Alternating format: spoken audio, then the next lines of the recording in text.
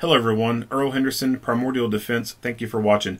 I have another Monday quarterback video for you. I'm going to play this video and talk about things that are going on, to better explain what's going on, and talk about things that I think that are being done right and or done wrong. Here we go.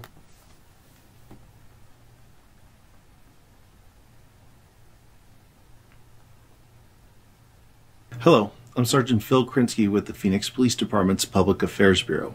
The information, audio, video, and pictures you're about to see are intended to provide details, as we currently understand them, of an officer-involved shooting that occurred around 4:30 p.m. on November 2nd, 2022. The following video and audio were gathered from various sources, including surveillance cameras, cell phone video, 911 and radio traffic recordings, and body-worn cameras worn by responding officers. This video may contain strong language as well as graphic images, which could be disturbing to some people. Viewer discretion is advised. This incident occurred in the neighborhood near 37th Avenue and McDowell Road when a community member called 911. The caller told 911 operators that a man was threatening him with a gun. The caller indicated his uncle was recording the interaction with his cell phone. Here's the initial 911 call. Go ahead, hello? Hi, I got an emergency. Someone's pulling out a gun on me. Where at? Right here on 37th Avenue in McDowell. Are you guys in a park, on the street? Where? No, it's in a house, man. The caller remained on the phone and eventually told the 911 operator the man walked away. The caller provided a description of the man. Here's that phrasing of the video call and the cell phone footage captured during. Freezing the video is on my end. Nothing wrong with your end. For some reason, my fucking computer's been lagging a lot. In the incident. And is this guy white, black, Hispanic? He's black. He's black. He's wearing a red hoodie and with the LA hat, and he's yelling. Who's that screaming? That's him. Did he point it at you? Yes, ma'am. He pointed it, took it out and everything. My uncle's recording and everything. Wait, what? I got one in the head, stop, bust your ass. What do you mean, nigga? Stop talking shit. Stop talking shit, nigga. No, you can't call your bitch. I'm gonna stay right here. Alright, I'm gonna stay right here. Go ahead, stay here. I'm ready to stop. Call your bitch. Huh? The man with the gun walked to a strip mall near 37th Avenue and McDowell Road, where he had interactions with other patrons. The following is the surveillance footage from the strip mall cameras.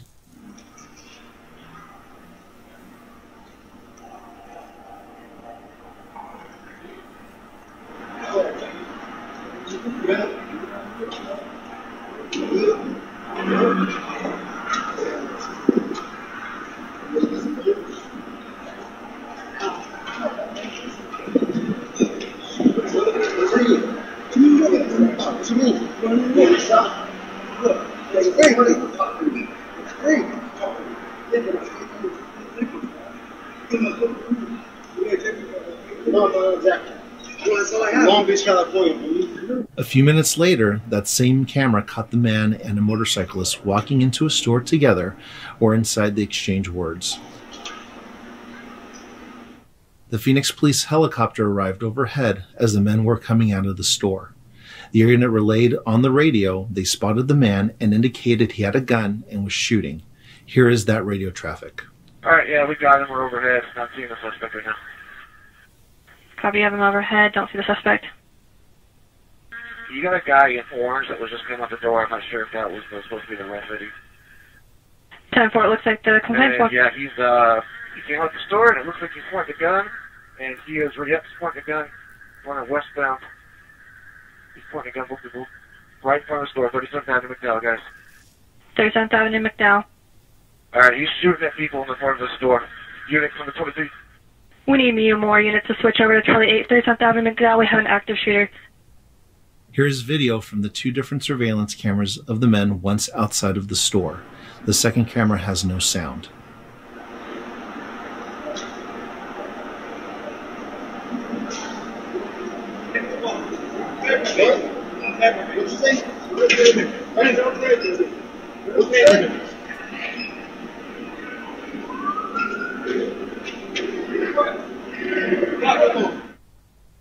Huh. It's interesting.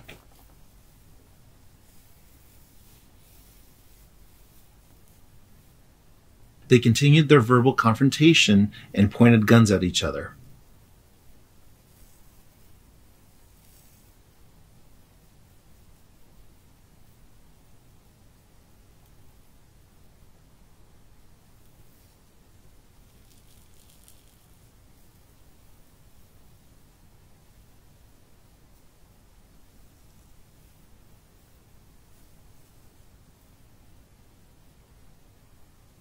At this point in the video, you can see officers start to arrive on scene, and the officer-involved shooting took place.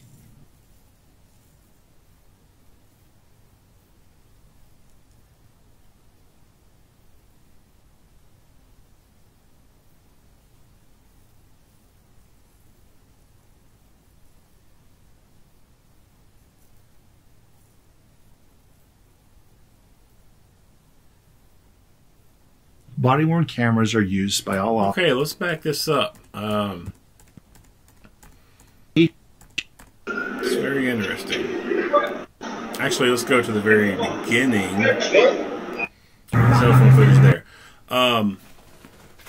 It intrigues me in a way that when someone is acting fucking crazy like this and they've got a gun, people feel that it's okay to stand around and watch. Get their phone out and record the event. Continue talking to the person. Like, a motherfucker got a gun and he's acting crazy and you don't have a gun, you don't need to be there. You need to be going somewhere else, getting the hell away from that person. They are unstable. Just because they haven't shot you yet doesn't mean they're not going to shoot you. I don't know, it's mind-boggling. It's like these people have a death wish or something. So, number one, that's a fail on these people's part. Continuing to remain there. And apparently unarmed. If they were armed, I feel like they would have done something. Protected themselves. But they're unarmed. There's not much you're going to be able to do unarmed against an armed person. If it's last resort, then yes, last resort. You do something. Like, you know, classic active shooter thing. Someone comes in, you're unarmed, and they start shooting people, and they get to you. Well, hiding under a desk isn't doing shit for you. Attack. Get them, right? Like, you might die in the attack, but guess what? It's better to die on your feet than on your fucking knees. No reason to be standing around talking to people who are acting crazy and got a gun. You just increase your likelihood of being murdered by them. So a dude shows up in a motorcycle.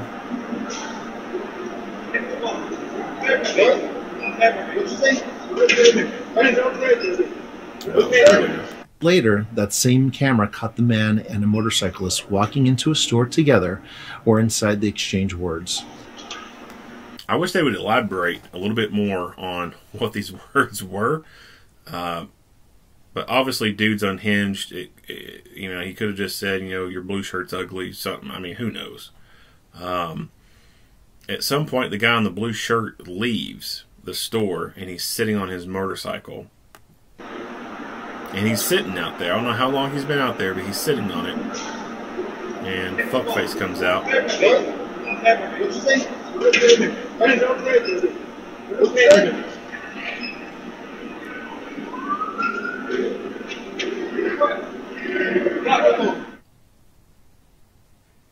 So he's sitting there, chilling, alright?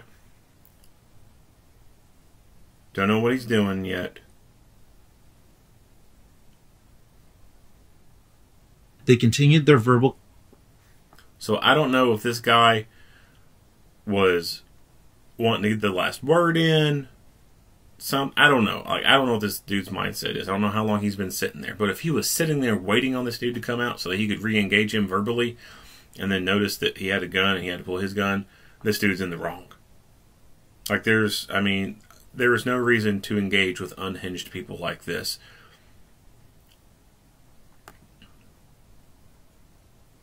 They continued their verbal confrontation and pointed guns at each other.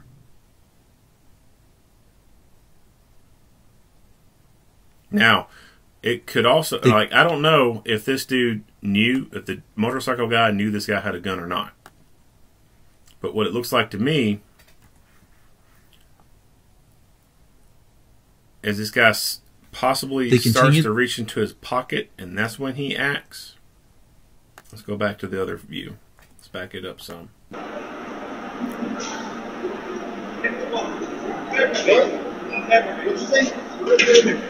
So it's possible that as soon as this guy started reaching his pocket, that's when that guy pulled his gun.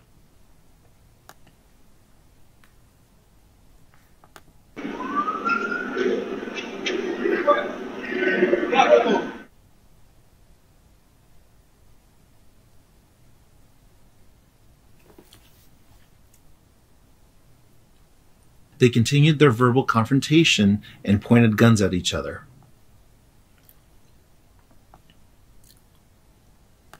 Why didn't he shoot? I don't know. I have no idea. He may not have been willing to do it. He may not have felt that it was safe for him to do so because of the backdrop. He may have thought that, well, this guy has moved away from me, is moving away from me. I may not be justified in shooting a guy who's moving away from me. I'm no longer an immediate threat. And then it gets to the point where I guess police over here are coming in. And I guess he thinks, well, it's time for me to leave. And then I guess gunshots ring out and he decides to get At this point in the video, you can see officers start to arrive on scene, and the officer-involved shooting took place.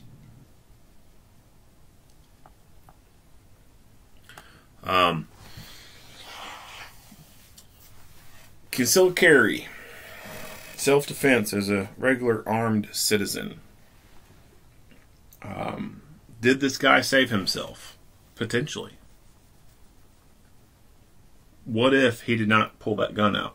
Would that guy have come up there with that gun and pulled it and pointed it at him and potentially shoot him? It's possible. Don't know. But what I'm really the most curious about is what was he doing sitting on his motorcycle? Again, we don't get to see the time frame involved. If he was sitting on that motorcycle waiting for that guy to come out so he could say something else to him, then he did not do a good job of defending himself, because he was putting himself into a position that you don't want to get into. The best defense is pre-defense. Not even having to shoot your gun. That's the best defense. If it gets to the point where you have to pull your gun, then depending on the situations, I mean, it may not be something that you could have controlled. But for the most part, a lot of things, if it gets to the point of you having to pull your gun and shoot someone, then you failed at good pre-defense. Moving on. Don't be... And this is like road rage, in a way. You know how many road rage incidents turn into shootings? A lot. Someone pulls over or indicating for you to pull over. Why? Why do that? What's going to happen? Are you going to have a civil fucking discussion? No, you are not. Tempers are going to flare, and it's most likely going to turn physical. Both of you are going to try to posture, intimidate the other, and it's going to lead to a fight. How can you justify being in fear for your life during this incident when you pulled over to further engage in this person? Just sometimes you just got to let people have it. Have their words. If they want to call you a punk ass bitch, fine. You can be the punk ass bitch that lives another day. You can be the punk ass bitch that never sits in prison. Some people just aren't worth it. Let them talk that shit. Now, With that being said, there's a time and a place not to let them continue to take that role, because then they can become more dominant over you and it could further escalate things. But for the most part, people can talk shit all they want. Words will never hurt you. Take the high road, walk away. You'll be saving yourself a lot of trouble. Because even if you are 100% justified in using the deadly physical force against the person, again, that is a homicide that is occurring. And although you may be justified, it's still a homicide. It still has to be investigated. And if it looks like it could turn any way, shape, or form of you being charged and you having to defend yourself, it's going to be a lot of money involved in that. A lot of money. Attorneys are not cheap. Not cheap at all. $400 an hour for good ones. More for even better ones. Subject matter experts. Same. You're not looking at people who are making double digit an hour. You're looking at people who are making 3 digits an hour. It adds up quick. You could be looking into the hundreds of thousands of dollars to defend yourself in court, when you could have just turned and went the other way. Yeah, you got called a bitch. You walking away makes you look like a bitch. Sure. Whatever. But it would be a whole lot better to be a bitch walking away and never have to step foot in a courtroom and spend $400,000 motherfucking dollars that you don't have, all because you wanted to be Billy Badass and cuss someone out, and then ended up you having to defend yourself with a gun. Moving on. And several specialty line of sight does not audio and second and suddenly currently use 2 of the 3 officers who camera systems. Here's the body cam video from 2 of the 3 officers who fired their weapons. One of the officers involved in the shooting did not activate their camera until after the shooting. Do I see a rifle? Fuck yes! Fuck yes! Hell fucking yeah! I don't know who this is. Who is this? I don't know who the hell it is. I love this fucking dude. Thank you! Hell yeah! He came prepared. That's what I'm talking about, baby. So he's responding to this call, dude having a gun, and he's got his rifle up front with him. Oh my god, it's almost like this dude watches my channel. Hell yes.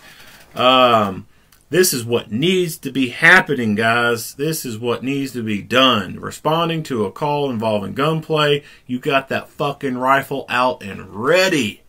As soon as you throw that fucking rig in park and you jump out, boom, you got your rifle. Hell yeah. I like this guy. Activate their camera until after the shooting.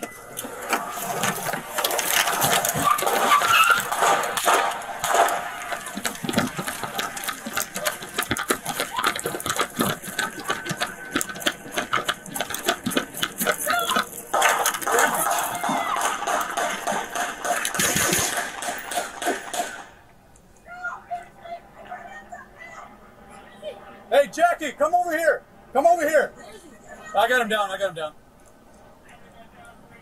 Don't fucking move your head. Hey, Jackie, come with us. Go grab your 40. I got him right here. All right. Hey! Drop the gun! All right, let's see this badass again.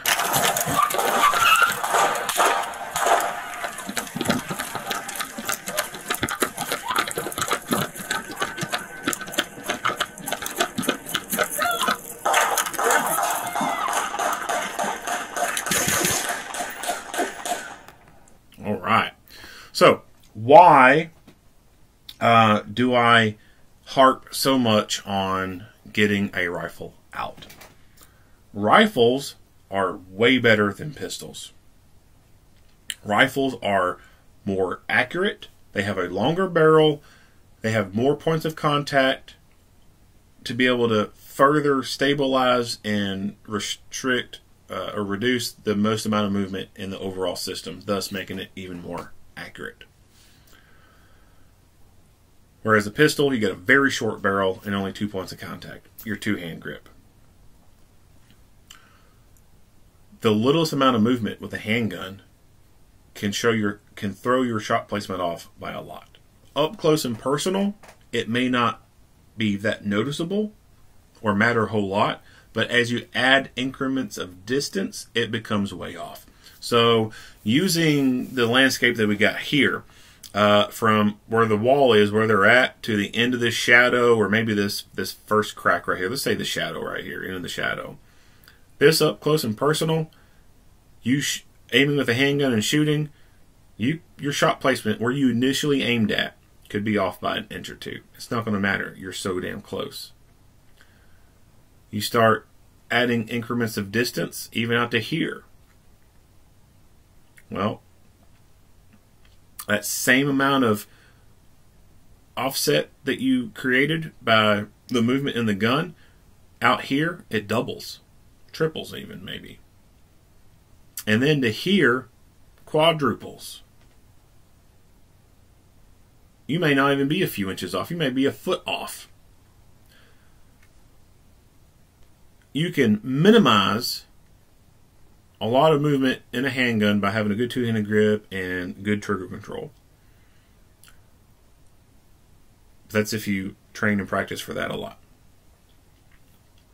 Just a simple pulling on the trigger can move that gun to the left or right, just some. It can vary from person to person depending on their level of training and whatnot. But like I said, at close distance, very close, it may be off by a couple inches by the amount of movement that you interject into it.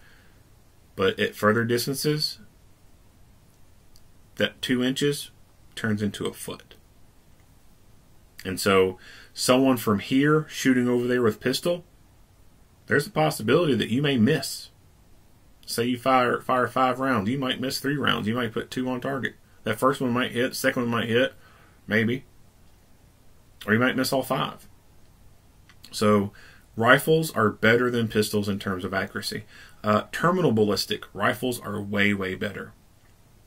The amount of kinetic energy they dump into the target is just fucking devastating. It can take fewer rounds from a rifle to rapidly incapacitate a threat than it can a pistol.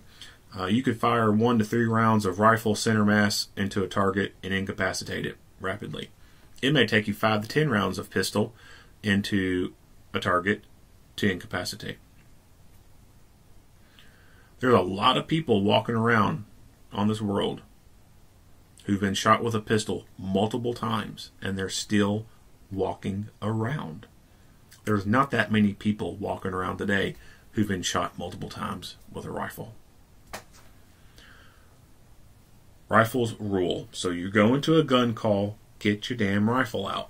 And what this person did is what I recommend. Have it up there with you. So if that means you got to stop while you're on your way to this call to get it out of the back, do it.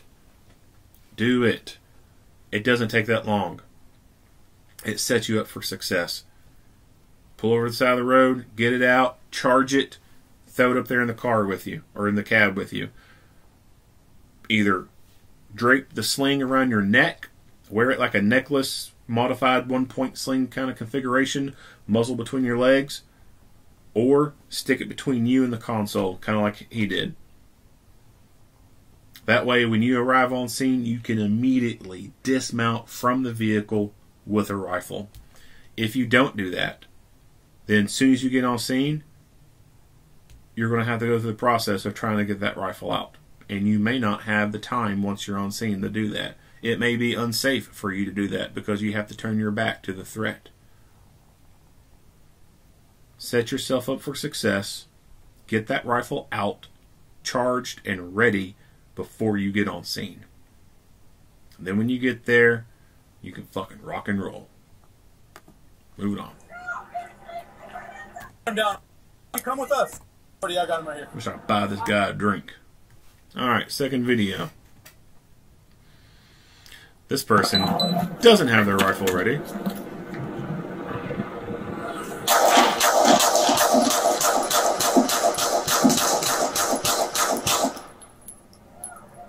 All right.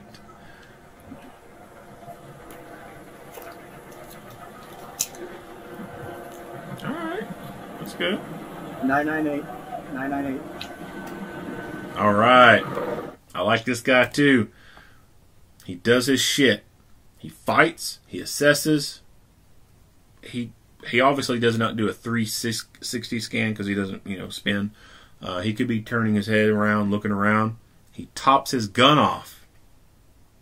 And then he talks. I like that. In other videos, sometimes I've complained about people just, wanting to get on that radio too quick. Sometimes people just got this, addiction and this fascination with their fucking radios. This guy don't. This guy does the fight. He gets his gun ready to fight again if he needs to, and then talks on the radio. That's the way it needs to be done. I don't know how many rounds he fires. He lit that he Christmas treed that motherfucker. Lit his ass. Oh.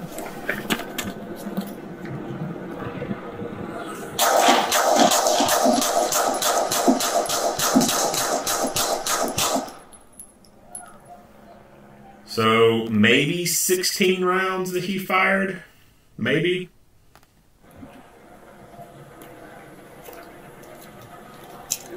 So he does a tactical reload. His gun is right there in front of him. It's in his workspace. When you do a reload, you want your gun up in front of your face. That way you can see the gun and you can look a little bit past your gun and see the threat. So he's keeping his gun in his workspace. He does a tactical reload where he reaches up with, excuse me, he reaches up with his fresh new mag in his hand, ejects the old magazine, retains it in the fingers of that same hand, inserts that new mag, and then puts that other mag away to retain it. I'm not a big fan of tactical reload. My prescribed method is to, again, keep the gun up in the workspace, grab your new mag off the belt, bring it up to the gun, hit eject, and as that magazine is falling to the ground, you slap that new magazine in the gun. And let that magazine that fell out of the gun hit the ground.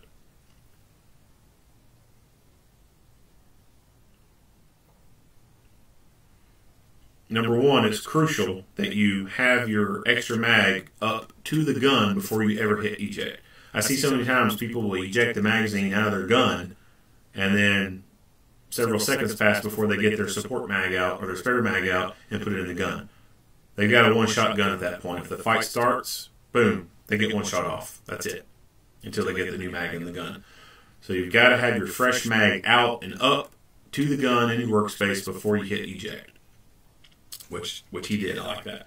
My problem with tactical reload is unless you're a gun person and you practice often, then you're not going to most likely have the ability to perform that kind of maneuver under stress. And a lot of times, first-timers doing this, they're not very proficient with their gun. Whenever they attempt to go do this, they end up dropping both fucking magazines on the ground. Or they end up dropping one. If you end up dropping both magazines on the ground, since they both look the same, which one do you pick up first? What if you pick up the one that's partially depleted first, and then you realize it, like, oh shit, that's not the one I want, and then you try to get the other one? That's a lot of downtime. A lot of downtime. But if you are a gun person, you do practice a whole lot, then it is something that I think that you can become very proficient at. and perform under stress like this guy did. I got a pretty good feeling that this guy shoots on his off time. And unfortunately, there's too many cops out there who the only time they ever shoot their gun is when they're told to do it for training purposes.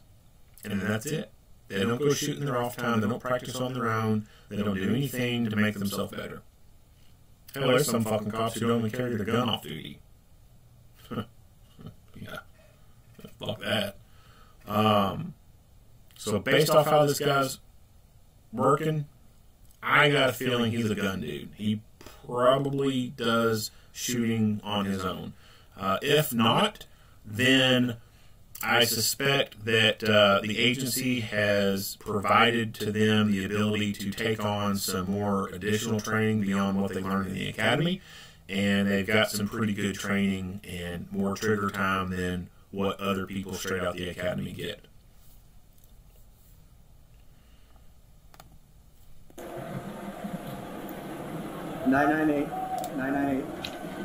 He's calling on the radio. The man went down next to a business. The officers used a less lethal tool before approaching the man. When there was no response, they moved up to provide aid to the man until fire personnel arrived. We got a can over here, bud? The man died from his injuries on scene. There were no other community members or officers injured during this incident. Here are pictures of the gun. So I like that technique of popping somebody with a less lethal before approaching all the way to them. What the hell happened to this over here? Looks like somebody drank the liquor in the liquor store before they left. I mean, holy shit. Somebody knocked the fuck out of this over here. It's always funny to me, like, places like this where it's like a little liquor store thing, the bollards right here up in the front, it's always funny when you come across these little things in the ghetto because they're always fucking pushed backwards from where people pull in and hit them because they're already drunk when they show up to the liquor store. Fucking drunk motherfuckers. Anyway, I like this technique of hitting people with a less lethal before making that final approach. That way, if you're laying there playing possum, you're not right on top of them when they decide to go peekaboo and surprise you. If you fire less lethal at them from a distance and you hit them and there is no reaction from them whatsoever, that's a pretty good clear indication that it's safe to approach. Although these less lethal munitions don't always gain compliance out of people, people can fight through that pain and continue to do stuff, you cannot ignore completely the impact of it. Like, you're going to react in some way. You will wince, you will grimace, you will retract a little bit, whatever. Like, there will be some reaction when you hit someone with a 40mm or a 12 gauge less lethal. It may not make them comply, they may still continue to do what they're doing, but you will see a reaction out of them. So if there is no reaction from that person whatsoever, it's pretty safe to bet that they're not going to move when you get to them. Another thing that I think would be perfectly acceptable is, if they fell on the gun, their hands are under them, and they're not responding to verbal commands, go straight back to your taser training. Someone's got their arms locked up under them, and you're telling them to put their arms out, and they refuse to do it, pop them with the taser. Pop them with the taser, people go forward, and gain control over those limbs, arrest under power. Pepper ball gun would be another acceptable thing to use. Fucking let a volley off into them with a pepper ball gun. Or he's right next to that wall, if his head's closer to the wall, let a volley off into that wall. Let that powder float down to him. If he starts coughing, you know he's still alive. If he ain't coughing, he's probably not alive. So good technique right there. It's a lot safer to do it that way.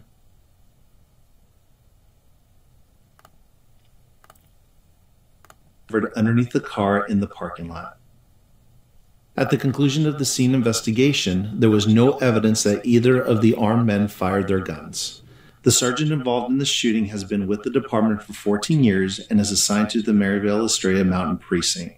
The officers involved in the shooting have been with the department for 4 and 5 years respectively and are also assigned to the Maryvale Estrella Mountain Precinct. This incident is the subject of both an internal and a criminal investigation, which will be reviewed by the Maricopa County Attorney's Office. At the conclusion of the scene investigation during this incident, here are pictures of the gun recovered underneath. So he never shot his gun. Why not? It may not have even had any rounds in it. Who knows? It may have had a manual safety on it, and the dumb fuck didn't know how to take it off. He may have wanted to, but just couldn't get it to do a bang. No, he may not have had the desire to shoot anybody. He just wanted to posture and scare people away with it. Don't know. Have no idea. The way that dude's acting, I would say it's probably a pretty safe bet to say that he's probably a convicted felon. So how would a convicted felon get in possession of a gun? Well, a lot of them steal them, or they buy them from people who've stolen them. Or they have friends and family members who don't have felony convictions go buy them from a gun store, and then they buy it from them. When a friend or family member does that, and they know the person is not able to go purchase themselves, that in and of itself is illegal. That's called a straw purchase. So, the bulk of them are stolen guns. If I wish in these videos when the guns are stolen, I wish they would indicate that, and talk about safe storage of firearms that are not on you or within arm's reach of you, because that's how a lot of them are stolen. They're just guns left laying around, and the owner is nowhere near it. Nowhere near it, and the gun is easy taking. It's left in the center console of a car. Most center consoles for cars don't even lock, but that's where a lot of guns are stolen from. It's the center fucking console of a car. It's super easy to break the window on a car and get in. Hell, some people, they forget to lock their damn car. And these people just come through, checking car handles, boom, car's open, they get in, open center console, voila, there's a gun. You'd be surprised at how many times that happens. So, all you gun people out there, we are our own worst enemy. We will be the ones who end up causing the last nail to be driven into our coffin. The coffin that contains all of our gun rights.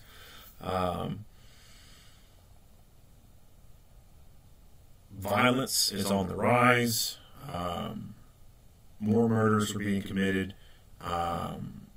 And when these things happen, and they involve guns, not all murders involve guns, but when they do involve guns, it is giving the anti-gun crowd more ammo, pun intended, to come after our rights.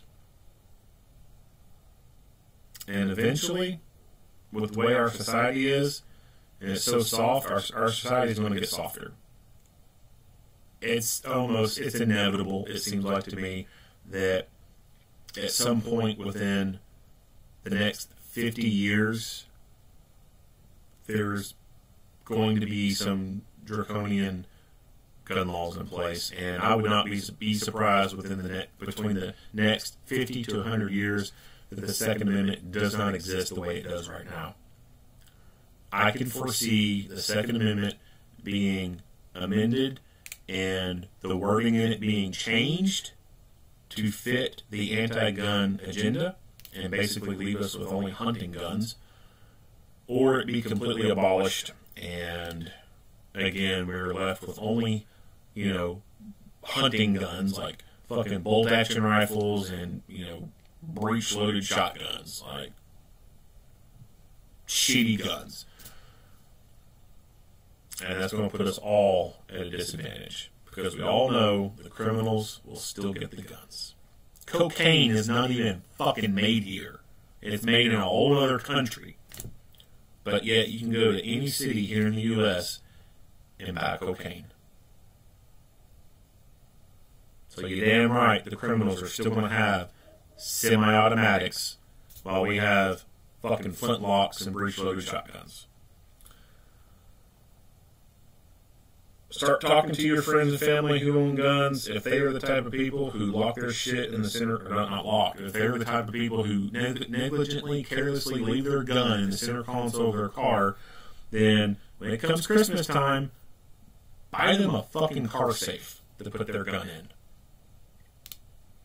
You're not only helping them, you're helping the rest of us, and you're helping yourself.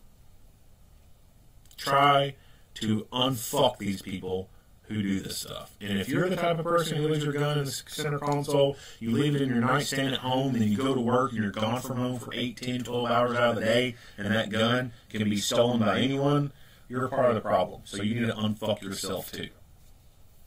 And I don't want to hear the bullshit argument, well, it's against law for them to be breaking into the house. Why should I be criminalized or penalized for someone breaking my house and stealing my stuff? Brr, brr, brr, brr. You sound like a bitch when you come up with that stupid fucking rebuttal. Anyway, yeah, that's it. If you like what you hear and see, go ahead and give me a like and a share. If you have not already, hit that subscribe button and stay tuned for more Monday quarterback videos. Earl Henderson, Primordial Defense, thank you for watching.